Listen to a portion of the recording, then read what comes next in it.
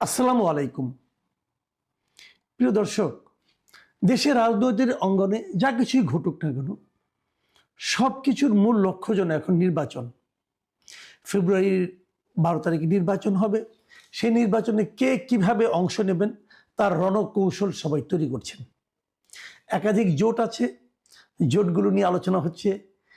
জামায়াতে ইসলামী তারা জোট করছেন ইসলামী আন্দোলনের সঙ্গে, মানে হাত পাখা চরমনায় পীরের যে দল, সেই দলের সঙ্গে তারা একটা জোট করছেন। ওটা নিয়ে একটু টানাপোড়েন চলছে। শুনলাম যে ইসলামী আন্দোলন নাকি 150 আসন দাবি করেছে জামাতের কাছে। তো আমি এর আগে জানতাম যতটুকু, যে জামাত নাকি নিজেদের জন্য তারা অনেক হিসেব নিকেশ করে তারা 180 থেকে 190টা আসন তারা মনে করছে এটাই তাদের টার্গেট। বাকিগুলো তারা অন্যান্য দলকে, তাদের শরিক দলকে দিয়ে দিতে একভাবে রাজিও ছিল। প্রথমত বলা হয়েছিল তারা 100 আসন ছেড়ে দেবে শরিকদের এবং তারা 200 আসনে করবেন, যার মধ্যে তাদের মূল টার্গেট থাকবে 180টা। এরকম একটা হিসাব নিকাশের কথা শোনা গিয়েছিল, সত্য মিথ্যা বলতে পারবো না। কিন্তু আজ দেখছি বিভিন্ন পত্রপত্রিকায় যে ইসলামী আন্দোলন নাকি 150 আসন দাবি করেছে। এখন প্রশ্ন হচ্ছে, ইসলামী আন্দোলন কি 150 আসনে নির্বাচন করার মতো অবস্থায় আছে কিনা, এই প্রশ্ন হয়তো অনেকে তুলবেন। আবার ইসলামী আন্দোলন যদি বলে যে গত কয়েক বছরে ইসলামী আন্দোলন কিন্তু নিজেদেরকে অনেকটা গুছিয়ে নিয়েছিল, এবং যে সময় জামাতে ইসলাম এবং বিএনপি নির্বাচনে অংশ না নিত, যে সময়টাতে আমরা সব জায়গায় দেখেছি ইসলামী আন্দোলনে কিন্তু দ্বিতীয় দল হিসাবে তারা ভূমিকা রেখেছে, দ্বিতীয় বৃহত্তম দল হিসেবে। কাজে তাদের এক ধরনের লজিক থাকতেই পারে, সেটা আলোচনার বিষয় না। তবে আমার কাছে খুব মজা লেগেছে, যেটা মজা মানে কি, আমি আসলে রাজনীতিটাকে বোঝার চেষ্টা করছি যে আমাদের দেশের রাজনীতিটা আসলে কি।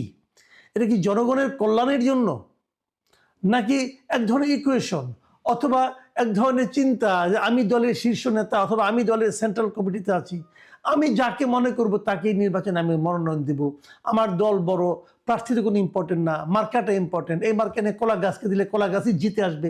এই যে একটা মানসিকতা, এটাই কি নির্বাচনের মূল বিষয়, নাকি কোন এলাকার জন্য কে ভালো, কোন লোকটা দলের জন্য কতটুকু ভূমিকা রাখলো, এটাও গুরুত্বপূর্ণ। আমি একটু বোঝার আসলে চেষ্টা করছিলাম। আমি এই কথাগুলি বললাম এই কারণে যে আজকে একটা ঘটনা ঘটেছে। আজকে একটা প্রেস কনফারেন্স করে বিএনপি তারা জানিয়েছেন তারা একটা পার্টি, তাদের একটা শরিক দল, শরিক মানে তারা একসঙ্গে আন্দোলন করেছিলেন, সে পার্টির নাম হলো জমিয়তে উলামায়ে ইসলাম বাংলাদেশ। আমি জানি দর্শকদের কাছে এই পার্টির নামটা নতুন মনে হচ্ছে, আমার কাছেও খুবই নতুন। এই পার্টি সম্পর্কে আমি তেমন কিছুই আসলে জানিও না, কিন্তু এটা একটা পার্টি। এবং এই পার্টিকে বিএনপি 4টা আসন ছেড়ে দিয়েছে। চারটা আসন ভাবেন আপনি। এবং এই 4টা আসন কেবল ছেড়ে দিয়েছে, এটা তো একটা বিরাট ঘটনা। কারণ অনেক পার্টি আছে তাদের সঙ্গে শরিক, মাহমুদুর রহমান মান্না নাগরিক ঐক্য, এই পার্টির নাম কিন্তু আমরা জানি।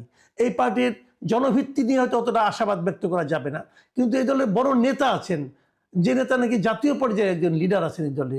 কাজে এই দল জমিয়ত উলামাতে নামও শুনি নাই, জাতীয় ভিত্তি আছে কিনা, সারা দেশেদের খুব প্রার্থী আছে কিনা তাও জানি না, সমর্থক আছে কিনা সেটাও জানি না, এবং দলে খুব বিখ্যাত কোনো নেতা জাতীয় পর্যায়ে যার নাম প্রায় উচ্চারিত হয় এমন কোনো নেতা আছে কিনা সেটাও আসলে আমার জানা নাই। আমার অজ্ঞতা হতে পারে, আপনারা যদি জানেন তা আপনারা নিশ্চয়ই বুঝতে পারবেন। তো এরকম একটা দলকে বিএনপি 4টা আসন ছেড়ে দিল। তো আমি না এটা বুঝতে পারলাম না। এবং তারও যে বড় কথা যেটা আমার জন্য, মানে আমি মনে করি খুবই সারপ্রাইজিং ছিল, সেটা হলো যে গত কয়েক বছরে, মানে 2018 নির্বাচনের পর থেকে আমরা বিভিন্ন জায়গায় বিএনপির সবচেয়ে সরব এবং সবচেয়ে কার্যকর যে চেহারাটা দেখে এসেছিলাম, ব্যারিস্টার রুমিন ফারহানা। সেই রুমিন ফারহানার যে আসন, যেখান থেকে উনি নির্বাচন করতে চেয়েছেন, সেই আসনেও কিন্তু এই দল, যেটা এই যে জমিয়তে উলামায়ে ইসলাম বাংলাদেশ, এই দলের একজন প্রার্থীকে মনোনয়ন দেওয়া হয়েছে, মানে বিএনপি ছেড়ে দিয়েছে। তিনি হচ্ছেন মাওলানা জুনায়েদ আল হাবিব। এই ভদ্রলোককে ব্রাহ্মণবাড়িয়া 2 আসনে মনোনয়ন দেওয়া হয়েছে, রুমিন ফারহানা বাদ। আচ্ছা, রুমিন ফারহানা বিষয়টা আমি একটু পরে আসি, আপনাদের সঙ্গে একটু শেয়ার করি যে কোন কোন আসনে তারা মনোনয়ন পেলেন। বললাম আগে ব্রাহ্মণবাড়িয়া 2তে বললাম, এছাড়া সিলেট 5-এ এই দলের যিনি সভাপতি মৌলানা ওবায়দুল্লাহ ফারুক, তিনি মনোনয়ন পাচ্ছেন বিএনপির পক্ষ থেকে। নীলফামারী 1 আসনে এই দলের মহাসচিব যিনি আছেন মৌলানা মঞ্জুরুল আফিন্দি, এবং নারায়ণগঞ্জ 4 আসনে মুফতি মনির হুসেন কাশিমি। এই 4 জন তাদের যে দলের নিজস্ব প্রতীক, মানে খেজুর গাছ, সেই খেজুর গাছ নিয়ে তারা নির্বাচন করবেন। ওখানে বিএনপি কোনো প্রার্থী থাকবে না, বিএনপি কাউকে কোনো প্রার্থী দেবে না। এবং বিএনপি মহাসচিব বলেছেন যদি দলের এই সিদ্ধান্তকে অমান্য করে কেউ প্রার্থী হন তাহলে তার ব্যাপারে দল শাস্তিমূলক ব্যবস্থা নেবে। আমি রুমিন ফারহানার বিষয়টা একটু পরে আসছি, তার আগে অন্য একটা কথা বলে নিই। এই জোটবদ্ধ হয়ে নির্বাচন করার জন্য মানে আগে যে ধারণাটা ছিল সেই ধারণার বিপরীতে এবার একটা নতুন নিয়ম করা হয়েছে, যে নিয়মটার কারণে জোটবদ্ধ ছোট দলগুলো একটু বিপাকে পড়ে গেছে। যেমন আগে বলা হতো কি যে জোটের যে কারো একটা প্রতীক নিয়ে তারা নির্বাচন করতে পারবে। আমরা আগে দেখেছিলাম যেমন আওয়ামী লীগের সঙ্গে যখন জোটবদ্ধ হয়ে জাসদ, ওয়ার্কার্স পার্টি এরা যখন নির্বাচন করত, ধরা যাক জাসদের হাসানুল হক ইনু, তাদের দলীয় প্রতীক হলো মশাল। কিন্তু তারা যদি নির্বাচনের নমিনেশন পেত জোট থেকে, তাহলে তারা ইচ্ছা করলে জোটের অন্য কোনো প্রতীক, যেমন নৌকা মার্কা নিয়ে কিন্তু হাসানুল হক ইনু সাহেব যে কয়েকবার জিতেছেন, নৌকা মার্কা প্রতীক নিয়ে কিন্তু উনি জিতেছেন, উনি নৌকা মার্কা নিয়ে ইলেকশন করতে পারতেন। একইভাবে রাশেদ খান মেনন উনিও নৌকা মার্কা নিয়ে কিন্তু ইলেকশন করতেন এবং জিততেন। এটাই ছিল নিয়ম, মানে ওনার দলের প্রতীক না নিলেও পারতেন। কিন্তু এবার নির্বাচন কমিশন নতুন একটা আইন করেছে যে জোটবদ্ধ দলগুলো যদি তারা দাঁড়াতে চায়, নির্বাচন করতে চায়, যার যার দলীয় প্রতীকে নির্বাচন করতে হবে, আপনি অন্য দলের প্রতীক নিতে পারবেন না। সে বিচারে এখানে কিন্তু ধানের শীষের সঙ্গে যারা জোটবদ্ধ হচ্ছেন তাদেরকে কিন্তু তার নিজ নিজ দলের প্রতীক দিয়ে নির্বাচন করতে হবে, তারা কিন্তু ধানের শীষ প্রতীক পাবেন না। তো এখানে যেমন আপনার জমিয়ত উলামা ওরা খেজুর গাছ দিয়ে নির্বাচন করবে, কিন্তু ওই আসনে ধানের শীষ প্রতীক দিয়ে কেউ নির্বাচন করবে না। তাহলে অন্য যারা আছে তারা কি করবে? যদি বিএনপি কেউ নির্বাচন করতে চায় তারা স্বতন্ত্রভাবে করবে। এবং সেখানেও এটা যেটা বোঝা যাচ্ছে, যতটুকু শুনেছি, এবং রুমিন ফারহানা নিজেও কিন্তু বলেছেন যে তিনি স্বতন্ত্রভাবে নির্বাচন করবেন। তাকে জিজ্ঞাসা করা হয়েছিল যদি দল তার বিরুদ্ধে কোনো অ্যাকশন নেয়, উনি বলে দল তার অ্যাকশন নিতেই পারে, দলীয় সিদ্ধান্ত যেহেতু নিতেই পারে, কিন্তু উনি নির্বাচন করবেন। উনি কি মার্কা নিয়ে নির্বাচন করবেন সে সম্পর্কে উনি একটা ইঙ্গিত দিয়েছেন। উনি বলেছিলেন যে উনি হাঁস মার্কা নিয়ে নির্বাচন করতে চান। পরে একবার শুনলাম যে ওনার বাবা খুবই বড় রাজনীতিবিদ ছিলেন ওই এলাকায়, অলি আহাদ, উনি নাকি গাভী মার্কা নিয়ে নির্বাচন করতেন। উনি ওটাও নিতে পারেন, ওনার এই দুটোই অপশন আছে, যে কোনো একটা নেবেন, কোনটা নেবেন বলতে পারছি না। কিন্তু উনি যদি নির্বাচন করেন ওখান থেকে, আমি এর মধ্যে ব্রাহ্মণবাড়িয়ার দুজন লোকের সঙ্গে কথাও বলেছি, বিভিন্ন সাংবাদিক এবং অন্যান্য শ্রেণীর লোকের সঙ্গে, আমি এটা শুনেছি যে রুমিন ফারহানা যদি নির্বাচন করেন তাহলে প্রতিদ্বন্দ্বিতা যেই জিতুক ওনার সঙ্গেই হবে। এবং একজন আমাকে এমনও বললেন যে এই যে হাবিব সাহেব যে ওখানে জুনায়েদ আল হাবিব সাহেব যে আছেন, ওনার অবস্থান তৃতীয় অথবা চতুর্থ হতে পারে। মূলত আপনার মানে প্রতিদ্বন্দ্বিতা হবে ওই জিয়াউল হক মৃধা আছেন, যিনি আগে জাতীয় পার্টিতে ছিলেন, উনি যদি নির্বাচন করছেন শুনলাম, ওনার সঙ্গে রুমিন ফারহানার হবে। এগুলি আলোচনা, কিন্তু আমার কথার উপর সিরিয়াসলি নির্ভর করার কোনো দরকার নেই। আমি আলোচনাগুলো আপনাদের সঙ্গে শেয়ার করছি। তো আমি না মাঝে মাঝে ভাবি তাহলে বিএনপির পলিটিক্সটা কি, যেখানে এই আসনটা ব্রাহ্মণবাড়িয়ার 2 আসনটা কিন্তু বিএনপির আসন, সবাই জানেন আপনারা। উকিল আব্দুল সাত্তার এখান থেকে সবসময় নির্বাচিত হতেন এবং উনি অত্যন্ত ভালো মানুষ হিসেবে পরিচিত ছিলেন, যদিও শেষ বয়সে এসে ওনার একটু ভীমরতি প্রাপ্তি ঘটেছিল তার ছেলের কারণে বলে শোনা যায়। তো ওই ঘটনা ছাড়া এটা কিন্তু বিএনপির আসন। এবং একবার এখানে ফজলুল হক আমিনী সাহেব জিতেছিলেন, তখনও কিন্তু বিএনপির মার্কা নিয়ে জিতেছিলেন, উনি বিএনপির জোটের প্রার্থী হিসেবে উনি জিতেছিলেন এখানে। তো বিএনপির এই আসনে বিএনপি কেন খেজুর গাছকে নমিনেশন দিল?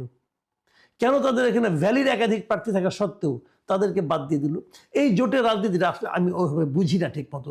আমার কাছে মনে হয় এতে দলের ক্ষতি হয়, কারণ এটা যে এলাকাটা ওনার এলাকা, বিএনপি এলাকা, বিএনপি লোকজন সবসময় এখান থেকে জিতে এসেছি, সেখানে অন্য একজন লোককে দিলেন, থেকে যদি বিএনপি লোকজন যদি স্বতন্ত্র দাঁড়িয়ে যায় তাহলে কিন্তু মানে ব্যাপারটা কেমন হয়ে গেল? তাহলে কি তাদের এই ফর্মুলা যে বিএনপি কেউ যদি জিতে আসে তখন তাকে আবার দলে ফেরত দেওয়া হবে? হতেও পারে, বাংলাদেশের ইতিহাসে এটা কম না। এবারও তো বিএনপি অনেকেই বহিষ্কার করেছিল নানা অঘটনের কারণে, এই আন্দোলনের পরে গত বছর অগাস্টে সেপ্টেম্বর থেকে শুরু করে অনেকে তারা কিন্তু বহিষ্কার করেছিল। পরে আবার দেখলাম রিসেন্টলি তাদেরকে পাইকারি হারে আবার দলে ফেরত নেওয়া হচ্ছে। তো এই সমস্ত ঘটনা কিন্তু এখানেও গিয়ে ঘটবে না এটা আমি বলতে পারবো না। কিন্তু ওই যে কথাটা বললাম যে প্রতীক নিয়ে যে ঝামেলাটা হচ্ছিল, প্রতীকের ঝামেলাটা মেটানোর জন্য একটা অদ্ভুত একটা পদ্ধতি দেখলাম আমরা। সেই পদ্ধতিটা হলো, এই পদ্ধতির প্রথম উদ্বোধন করলেন লক্ষ্মীপুরের এই যে বাংলাদেশ এলডিপি যেটা ছিল, তার সভাপতি শাহাদাত হোসেন সেলিম। উনি দেখলাম ওনার দলকে বিলুপ্ত করে দিয়ে উনি বিএনপিতে জয়েন করলেন। এখন ওখানে নমিনেশন পেতে চান, পেলে উনি হয়তো ধানের শীষ নিয়ে নির্বাচন করবেন, কারণ উনি তখন বিএনপির লোক। এই পদ্ধতিটা কিন্তু খারাপ না, বেশ ইন্টারেস্টিং পদ্ধতি। হ্যাঁ, যে প্রতীক পাওয়ার জন্য দল ত্যাগ, নিজের দল নিজেই বিলুপ্ত করে দিয়ে জয়েন করলেন। উনি একা না, এর মাঝখানে দেখলাম কিশোরগঞ্জে 5 আসনে এখানে কিন্তু বিএনপি অলরেডি তাদের প্রার্থী ঘোষণা করে দিয়েছিলেন শেখ মুজিবুর রহমান নামে এক ভদ্রলোককে। এই ভদ্রলোক আগেও নির্বাচন করেছেন, 2018-তেও করেছেন এবং পরাজিত হয়েছেন বলা বাহুল্য। তো ওখানে থেকে উনি ইলেকশন করেন, এবারও তার নামে ঘোষণা করা হয়েছিল। শেষে দেখলাম এখানে বাংলাদেশ জাতীয় দল নামে একটা দল আছে, যা নাকি বিএনপির শরিক দল হিসেবে বিবেচিত। এই বাংলাদেশ জাতীয় দলের যিনি চেয়ারম্যান সৈয়দ এহসানুল হুদা, তিনি আজকে দেখলাম যে দল বল নিয়ে তার দলকে বিলুপ্ত করে উনি বিএনপিতে জয়েন করেছেন। এখন দল বিলুপ্ত করে বিএনপিতে জয়েন করেছেন মানে কি বোঝাই যাচ্ছে উনি এখানে নির্বাচনের নমিনেশন পাবেন এই গ্রিন সিগন্যাল পেয়েই যখন করেছেন। আমি একটা জিনিস বলি যে এই যে একটা ঘটনা, যে একটা জোটের সঙ্গে থেকে জোটের মানে ধানের শীষ নমিনেশন প্রতীকটা পাওয়ার জন্য নিজের দলকে বিলুপ্ত করে দেওয়া, দলে যোগ দেওয়াটা, এটা না আমার কাছে এক ধরনের নীতিহীন একটা রাজনীতি মনে হয়। মানে আপনি যে দলের মানে উদ্যোক্তা, যে দলের সভাপতি, কেবলমাত্র একটা নমিনেশনের কারণে, একটা নমিনেশনও ঠিক না, কেবলমাত্র একটা প্রতীক পাওয়ার জন্য আপনাকে তো হয়তো নমিনেশন দিত, কিন্তু প্রতীকটা আপনি পেতেন না। এই প্রতীকটা পাওয়ার জন্য নিজের দলকে শেষ করে দেওয়া, নিজের দলকে বিলুপ্ত করে দেওয়া, তাহলে এই দলের দরকারটা কি ছিল? তাহলে এই দলটা আপনি করেছিলেন কেবল এই প্রতীকটা পাওয়ার জন্য। এই ধরনের নীতিহীন লোককে কি কারণে আমাদের বড় রাজনৈতিক দলগুলো প্রশ্রয় দেয়, এটা আমার কাছে ক্লিয়ার না। আবার এর মধ্যে আরও শুনলাম, সত্য মিথ্যা বলতে পারবেন না, শোনা কথা আপনার সঙ্গে শেয়ার করি, এই আরও বড় নেতা এই ঢাকায় যারা নাকি নমিনেশন পাচ্ছেন, আন্দালিব রহমান পার্থ, উনিও নাকি শুনলাম ওনার দলকে বিলুপ্ত করে দিয়ে বিএনপিতে জয়েন করে ধানের শীষ নেওয়ার কথা ভাবছেন। ওনার এমনি ওনার দলে মার্কা হলো গরুর গাড়ি। তো যাই হোক, যদি এগুলি ঘটতে থাকে তাহলে এটা রাজনীতির নতুন একটা চেহারা আমরা দেখব, যে চেহারাটা আমরা দেখার জন্য মোটেই আগ্রহী ছিলাম না, কিন্তু দেখতে হবে। তো আমি এই জিনিসটাই মনে করি যে এই যে দল নিয়ে ইলেকশন, মানে দল বল ছেড়ে প্রতীকের জন্য সব কিছু ছেড়ে ছুড়ে ইলেকশন করা, অথবা জোটের কারণে অযোগ্য ব্যক্তিদেরকে মানে নির্বাচনে নমিনেশন দেওয়া এবং নিজের দলের যোগ্য প্রার্থীদেরকে সরিয়ে রাখা, এই রাজনীতিটা আমার কাছে মনে হয় না আমাদের দেশের জন্য, আমাদের জাতির জন্য ভালো কিছু ফল আনবে। বিএনপি যদি মনে করে যে আমার শরিক দলের কেউ আমাদের রাষ্ট্র পরিচালনার দরকার, ঠিক আছে, তাদেরকে অন্যভাবে ব্যবহার করেন। নির্বাচনে জিতে এমপি বানাতে চেষ্টা করতে হবে কেন? এটা আমার কাছে মানে ভালো মনে হয়। আপনি তাদেরকে রাষ্ট্রীয় অনেক গুরুত্বপূর্ণ কাজে ব্যবহার করতে পারেন, আপনি তাদের টেকনোক্রেট মন্ত্রীও করতে পারেন, কোনো সমস্যা তো নাই। তাদেরকে নির্বাচনে ছাড় দিয়ে তারপরে তারা বিজয়ী হতে পারলো কি পারলো না, তাদের এই যন্ত্রণার মধ্যে ফেলে দেওয়ার কি দরকার আছে? তো আমি মনে করি এই বিষয়গুলোর, এই রাজনৈতিক দলগুলোর একটু বিবেচনায় নেওয়া উচিত যে জনগণের প্রতিনিধি আসলে কে হওয়ার যোগ্য, যে হওয়ার যোগ্য তাকে হতে দিন, যেটা আপনার দলের হোক আর অন্যের দলেরই হোক। তাহলেই কিন্তু আপনারা একদম রুট লেভেলের মানুষের যে পালসটা, সে পালসটা বুঝতে পারবেন। গায়ের জোরে আরেকজনকে নমিনেশন দিয়ে তাকে জিতিয়ে আনার চেষ্টা করার যে প্রবণতাটা, আমি মনে করি এই প্রবণতাটা সঠিক গণতন্ত্রকে প্রতিফলিত করে না। আর ওই যে যারা নাকি প্রতীক পাওয়ার জন্য দীর্ঘদিনের দলকে বিলুপ্ত করে আসেন, তাদেরকে তো আমি নমিনেশন দেওয়াটা প্রয়োজনই মনে করি না। মনে করি যে এই লোকগুলো আসলে নীতিহীন লোক, যে আজকে একটা প্রতীকের জন্য নিজের দল বিলুপ্ত করতে পারে, আগামীকাল সে আর এর চেয়ে বড় কিছু প্রাপ্তির জন্য জনগণের সঙ্গে বিট্রে করতে পারে। যাই হোক, সামনের দিনগুলিতে আমরা আরও কিছু বুঝতে পারবো যে এই জোটের রাজনীতি কোথায় যেয়ে দাঁড়ায়।